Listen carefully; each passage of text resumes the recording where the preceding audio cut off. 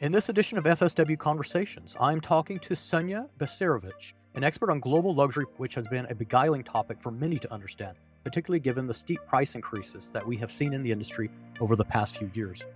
Sanja has worked in fashion, merchandising, and business development for 12 years across brands such as YSL, Mango, ASOS, Jigsaw, and Urban Revival, where she focused on growing brands in fast-paced markets across North America, Europe, and Asia. Today, she is with Centric Software, where she supports brands to make smarter, more data-driven decisions. Centric delivers solutions to plan, design, develop, source, buy, make, price, allocate, sell, and replenish products. Sanja, I came across your work on global and pricing on LinkedIn, found some of the most insightful work on that topic that I've seen. So I'm super excited to have you on FSW Conversations today. So maybe we could just kick off about how you got into global pricing. Thank you for having me, Bryce. Like you mentioned, I've been in the fashion industry predominantly in buying and merchandising roles for most of my career.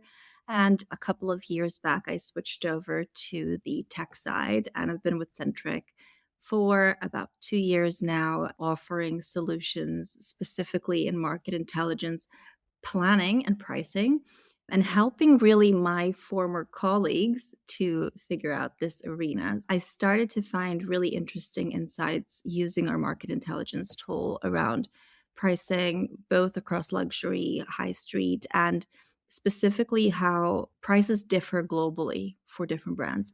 And I started posting that on socials, and apparently it's become quite an interesting topic. Great, fantastic. Well, when we look at pricing dynamics over the last several years, certainly since kind of the post-pandemic super cycle began, the price increases have been large. I see different estimates. Bain had a number, I think 50% price increases.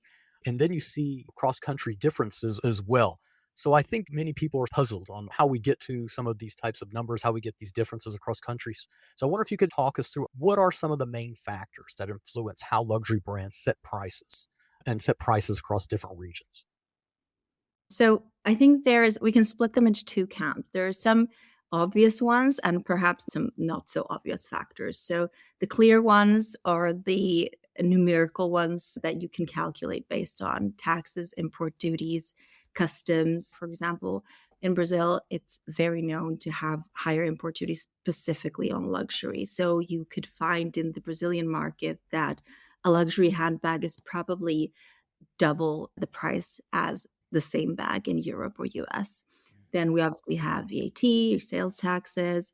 You have the US, where taxes vary by state. We also have currency exchange rates. So that's not to say that you should look at every single fluctuation of a currency, but more identifying if a currency is stable or volatile. An example is the Argentinian pesos, really volatile currency. So brands tend to mark up to protect themselves. And then tariffs, trade agreements, the European Union is a very clear example of that. Those are three that are very easy to quantify, and there are many more as well that exist. And then you have more abstract factors like market positioning and market perception of that brand or of the market as a whole of the luxury. So Italy, it's the home of luxury. Therefore, there tends to be a more accessible pricing because luxury is part of the culture. It's more ingrained in the day-to-day life of the clients. And the market is more saturated with luxury options. And then you have China. Now, generalizing, we have aspirational luxury. Luxury goods are highly sought after as a symbol of status, a symbol of wealth. So therefore, it's easier for brands to price items higher in China to reflect that premium status. However, going into 2025, we have seen over the past 2-3 years extreme increases. So I think what we'll see is the opposite.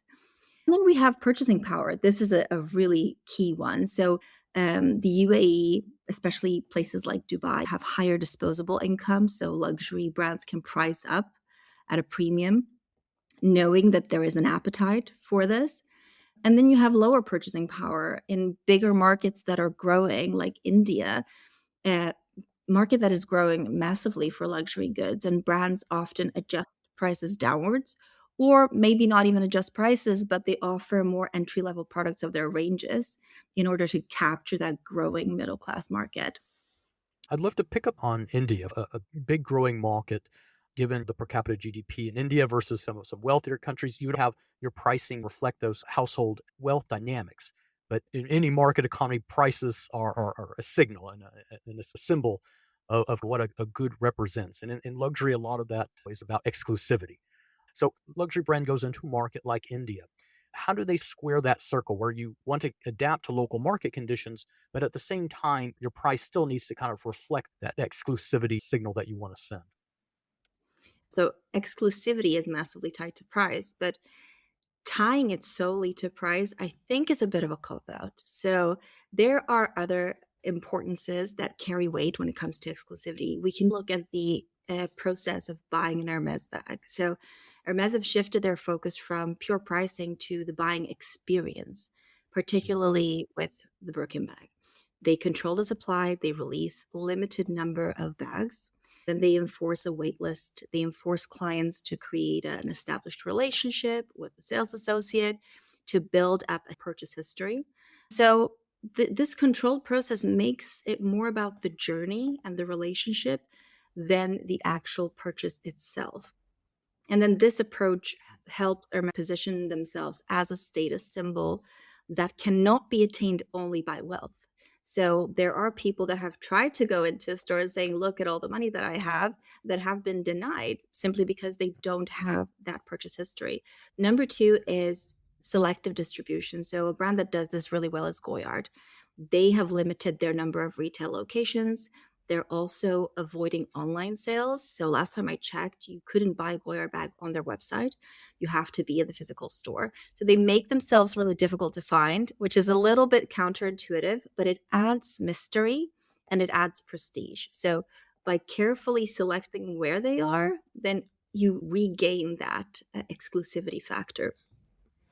Then you have regional exclusives that you can go ahead with. That could be something for the Indian market. We see that with Louis Vuitton in Japanese collaborations with Yayoi Kusama.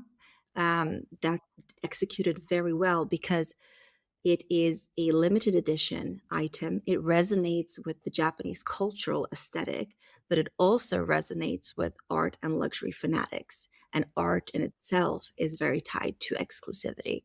Back to the topic of price, controlling the discounting and controlling the outlet model that you have. So we know famously that certain brands avoid discounting like the plague. I certainly agree with you. Luxury is basically a vector of different attributes, exclusivity being one, the quality of the experience, whether that's digital, whether that's in store, is another. The issue of pricing, particularly, say, in a large emerging market, maybe this speaks more to so-called aspirational type consumers, because in every market, however big or small, you always have a certain number of buyers that are fairly price inelastic. That is, it doesn't matter whether the economy's up or down, or whether prices drift, there'll still be a certain amount of demand there.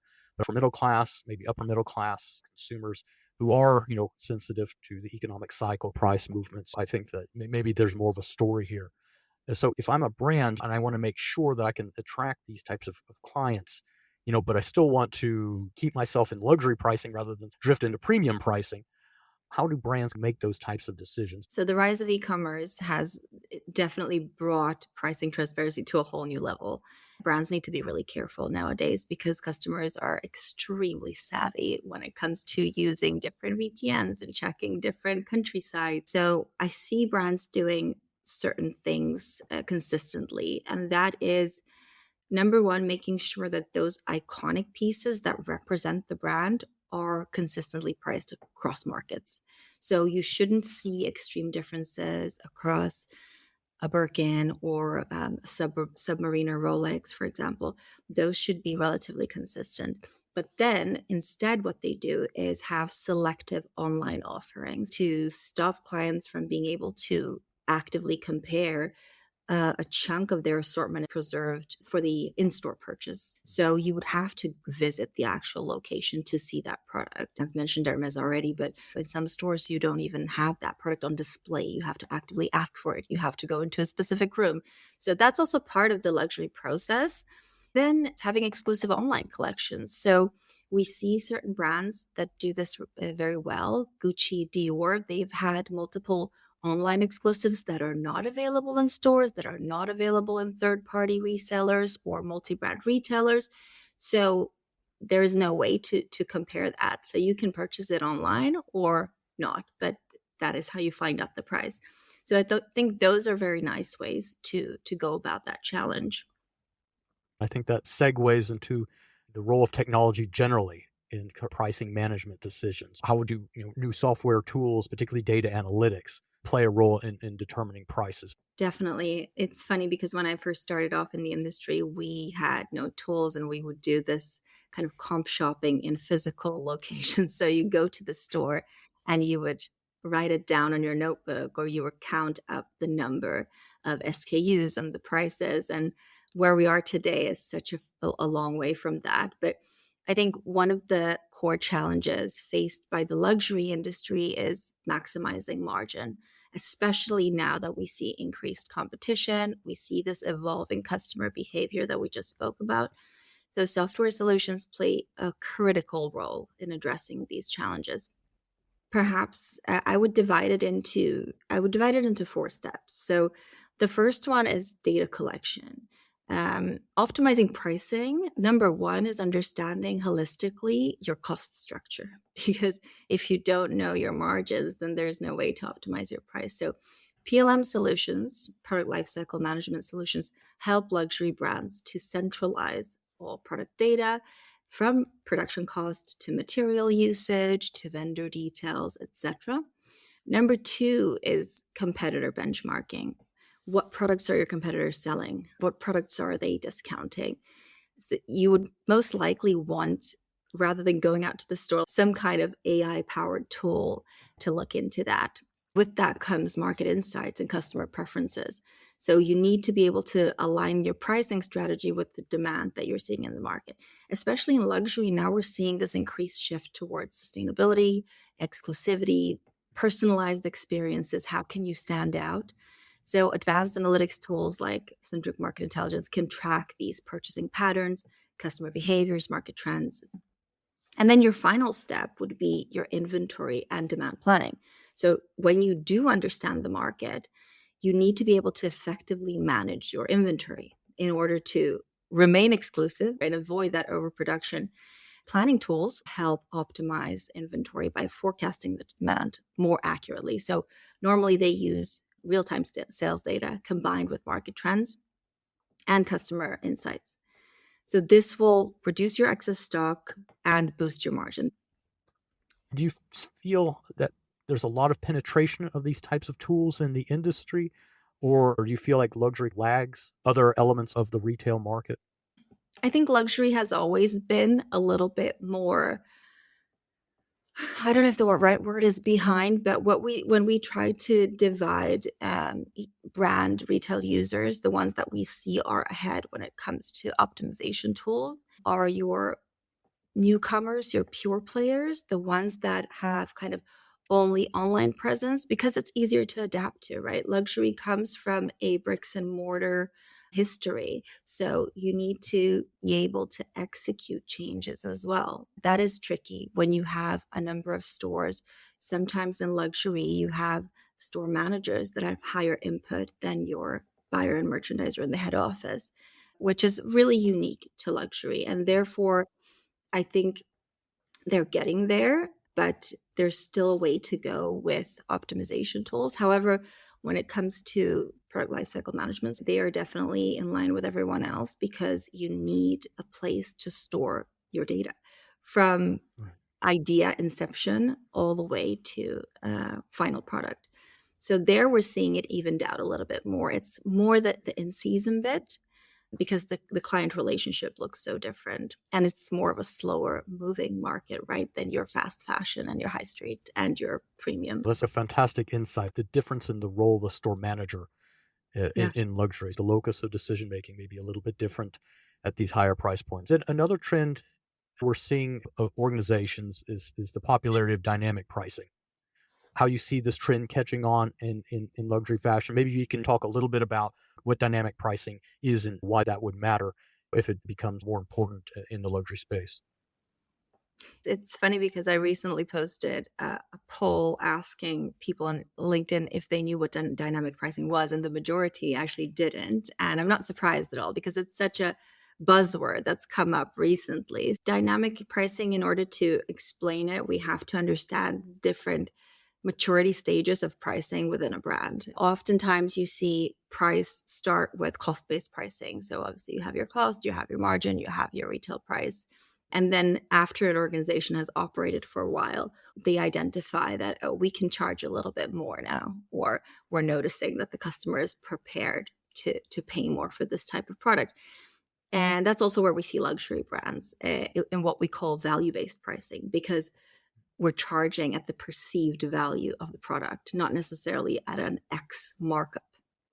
And then slowly, as a brand evolves, you start understanding that we're not the only ones in this market. We need to keep a track of the competition.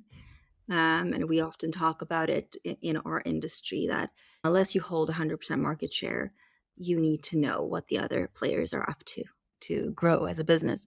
So that's when brands and retailers start looking at competitive pricing and using tools to find data around their competition.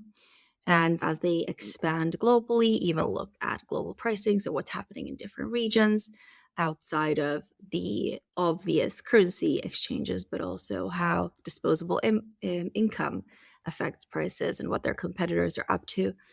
And then we've started talking about price optimization. And that's when you take all of this data and you overlay it on top of your internal data. So the external data that you see from the competition, overlay it on your stock and sales, and you start understanding what's going on in the market. How should I react to clear my stock on time, to have the right initial price, to have the right discounted price? Then you can also overlay that with e-commerce data. So what's the traffic that I'm seeing to my website, or even store data? What's the footfall that I'm seeing in my physical stores? And that's price optimization. We're still not at dynamic pricing, because dynamic pricing requires a level of reactivity. Dynamic pricing is what we see in the airplane industry. So on Tuesdays, apparently airplane prices are the best time to buy them. So I've heard. Or concert tickets. Those are typical examples of dynamic pricing, where prices change with the demand.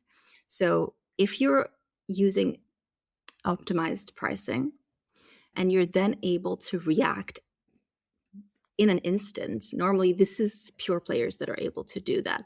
Based on at 3:00, we see the most visits to this product page, specifically to this red dress, and we change our prices at 3:00 based on that demand. That is dynamic pricing.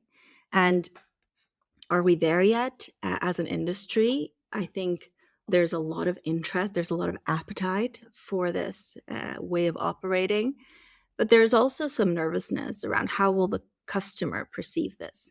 So again, how we spoke about luxury being not the pioneers in this space, I think they're waiting it out a little bit to see how this can be adapted to luxury. And the way that I see it applicable to luxury is building on the personalized experience. So you can start building on the client purchase history. And depending on that, combined with their loyalty to the brand or the frequency of their purchases, you can then offer them a certain price, or you can offer them certain exclusivity or the option to see something before the rest of the market. I think that's a better way to adapt it to luxury. I imagine we must see that in the fast fashion type of world, in places where margins are quite a bit lower, but revenue comes mostly through high volume sales. Am I right about that? Yeah, definitely predominantly through high street, maybe up to premium, but to utilize dynamic pricing strategies, you have to be able to execute dynamic pricing. So is your organization set up to do that? And that's where mostly those high street pure players that have started off digital from the word go, and therefore it's easier for them to optimize and say at the click of a button, we're switching all the prices. Whereas if you have a bunch of physical stores, how's that going to work? Do you see even nascent interest from luxury, at least in exploring the capacity? The most interest that we're seeing from luxuries exploring those different pricing steps, going into step 3 and 4 of competitive pricing and global pricing. So historically, they've been at value-based. This is what we know our customers are willing to pay, and therefore this is our price. Now we're seeing luxury brands are more and more interested in what is the market demand, what are the competitors doing, and they're not operating in silos. They're more bouncing off of each other.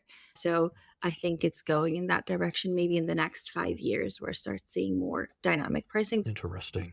And when I also think of some unique qualities of luxury, maybe that's separated out from elements of the market, it's one of arguing that they produce maybe a more sustainable product. Obviously, there's a lot of news running contrary to that, but certainly it's at the very least an aspiration that this is a strong reason to command the pricing power that they have, that they source sustainably. And that's not me saying that that's the case, but certainly that's the hope. And there are a bunch of European regulations waiting to come on board to make that happen. But do you see luxury brands starting to use sustainability as a kind of a reason to command premium prices? And do you see any evidence that consumers really are willing to pay more when they perceive that the product is sustainable? So the apparel industry is still one of the most polluting industries on earth. And more than 70% of those emissions come from the production process. So you mentioned the laws that are coming into place, especially across Europe and UK. So there will be evidently no more ways to avoid it. So the ways that we see luxury brands doing it today, and I was writing about Stella McCartney that does it extremely well, is sustainable materials. So number one is innovative, eco-friendly materials. Stella McCartney has been a pioneer in sustainable fashion, even when it wasn't popular, using recycled polyester, organic cotton, vegan leather. We're seeing that being more and more popular, but also being carbon neutral. So Kering became fully carbon neutral across their operations from sourcing to stores, and they're actively promoting sustainability initiatives, sustainable packaging, and reducing waste, because that's a huge part of the luxury process as well, where you have the experience, but also how the goods are packaged and all those different layers and papers and boxes. Brands like Hermes are adopting sustainable packaging solutions, so they're using recycled or biodegradable materials. And then number 3, transparency across the supply chain. So there's a demand for full supply chain transparency, and that is increasingly happening. So, for example, Prada has committed to using only sustainable nylon by 2025. So TBC, if we're going to see that happen. But there's definitely more conversations. It's stated more in reports. But going back to your question around consumers, we're seeing with our tools trends in the market. So what is not just what are the competitors and the brands and the retailers putting out in the market, but also what is the customer looking for? What are their search terminologies? How are they growing on the year? And we do see ebbs and flows. So it's interesting, but we saw sustainability. 2023 was huge. 2024, we saw a bit of a shift where it needs some more energy put into it. I think there's been other priorities for consumers probably with the economic climate. And then there's also this huge dupe culture that we're seeing as well. And that's not helping the sustainable messaging. That's taking the narrative in a different direction. So we've definitely seen a bit of a decrease in sustainability searches recently. Interesting. As you say, given the cost of living crisis, general global inflation, maybe it's taken a bit of a pause. So we'll wait and see how those European regulations come into play, whether they bite in the years ahead.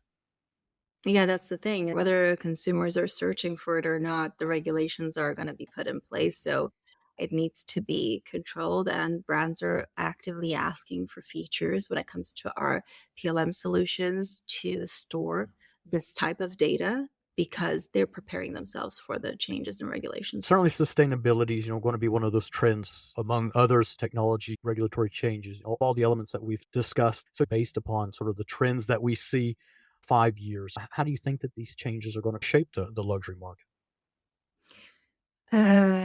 So in terms of trends, I would, if I can give if I can mention 3 trends that I see coming up more and more every day in my day-to-day work is, number 1, digital transformation. So regardless of how advanced or how dynamic you plan to be, there is still an interest in becoming more digital. So what we discussed earlier, in finding a provider that can offer you an integrated solution, if you can make sure that all of your data is seamlessly connected, then you can stay agile. And that's really what brands are looking for at the moment. So that would be from an organizational perspective. From a pricing perspective, dynamic pricing. I know I said luxury is not there yet, but if you were talking about 5 years, then AI and data analytics will play an increasingly important role in luxury pricing strategies. So it could enable brands to offer what we spoke about earlier, tailored priced based on customer purchase history, based on their browsing behavior on the website. If a customer is loyal, they might be offered a special discount or an exclusive peek into a new collection. So that's the ways to adapt the dynamic aspect to luxury without going into the discounting topics. And then in terms of the industry as a whole, I'm seeing a lot of luxury subscription services and variations to traditional ownership models. So as the concept of ownership evolves with the younger generation, I think luxury brands might explore these subscription-based pricing models. So offering exclusive access to product, services, or experiences on a subscription basis. I know that Gucci have started experimenting with digital subscriptions and offering kind of access to virtual fashion experiences. And this could also expand into physical goods, where consumers subscribe to receive exclusive items on a monthly or seasonal basis. We're seeing that a lot in luxury renting. So the younger consumer is way more open to renting over owning luxury goods. And then that ties into the sustainability interest. And I've seen it a lot with platforms like Rent the Runway, By Rotation. So if these platforms are increasingly growing, then perhaps the brands themselves are going to start creating an equivalent to regain that power.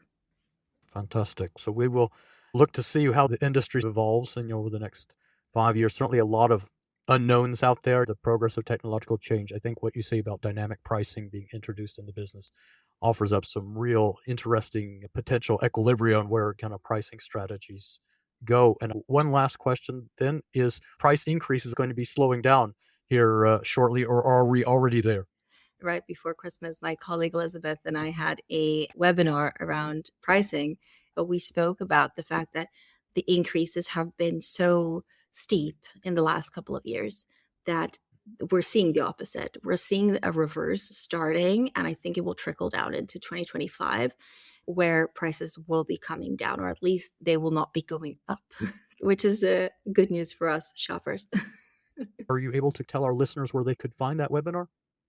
If you get in contact with me on LinkedIn, I can share the details of that webinar. All right, fantastic. Well, I think that you are leaving us here with some good news after many years of, from a consumer perspective, bad news on the pricing side. This has been a super rich discussion. Your knowledge of this topic runs so deep across so many different areas. So I really appreciate you joining FSW Conversations today. Thank you so much, Bryce. It's been a pleasure. Thank you for joining us for another great discussion as part of FSW Conversations. For deeper analysis and insights, please visit Fashion Strategy Weekly at fashionstrategyweekly.com, a media publication of strategy agency It's a Working Title. For questions, comments, and concerns, please reach out to our media team at info@itsworkingtitle.com. This podcast is available on Apple Podcasts, Spotify, and all of your favorite podcasting platforms.